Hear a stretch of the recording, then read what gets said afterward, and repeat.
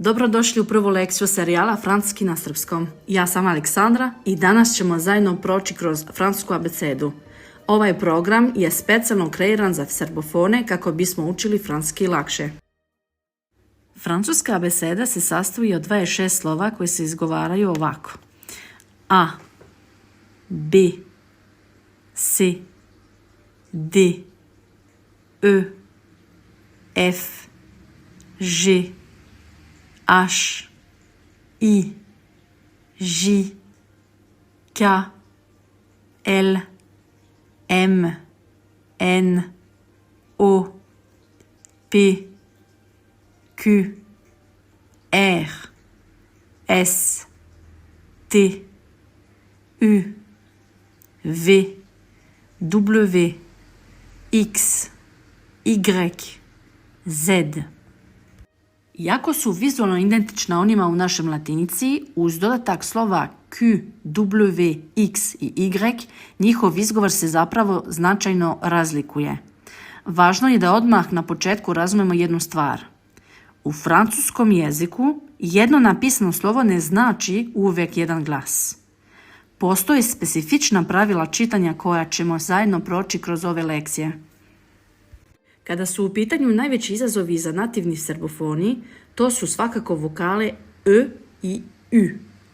Što se čini slovo E, ovo je takozvano nemo E. Zvuči kao mukli glas, osim ako ne vidite akcente poput E ili E, kada zvuči sličnije našem E. Slovo U, ovo je možda i najteži glas. Trik je da namestite usta za U, ali da pokušate da izgovorite I. Jezik treba da bude napred, a usne skupljene. Sada, što se čini slovo Y, njegovo ime bukvalno znači grčko I. U rečima se najčešće izgovara kao naše J, kao na primjer u reči Jugoslavija. Na francuskom Jugoslavie. Jugoslavie. Slovo A i B su jednostavna, ali obratite pažnju na nazive. Što se čini slovo A izgovori gotovan identičan srpskom A. Primjer je reč avion. Avion. Što znači avion. Što se čini slovo B, slično je kao u srpskom, ali obratite pažnju na to jasno E u samom nazivu slova. Primjer je reč banan. Banan. Što znači banana. Sada, što se čini slovo se, može biti meko ili tvrdo, u zavisnosti od toga šta sledi nakon njega. Ispred vokala E, I, Y čitamo ga meko, kao naše S.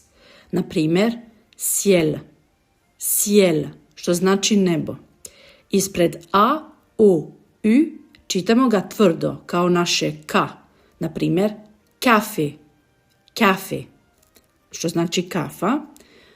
Malo zanimljivost, ako vidite repić ispod slovo se, što je se dit, ono se uvijek čita meko kao S, čak i ispred A, O ili U.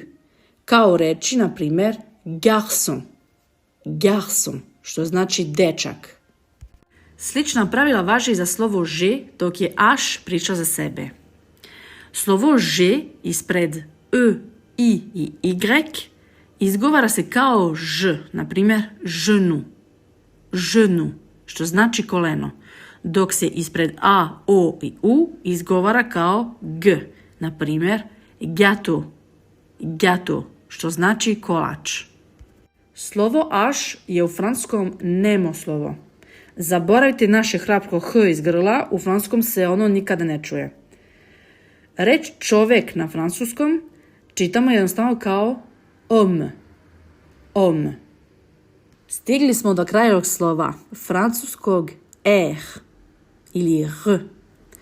Za razliku od našeg prednjeg R, gde vrh jezika vibrira na nepcima, francusko R je zadnje.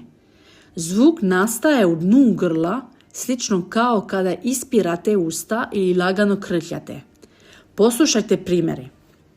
Rouge, rouge, što znači crveno.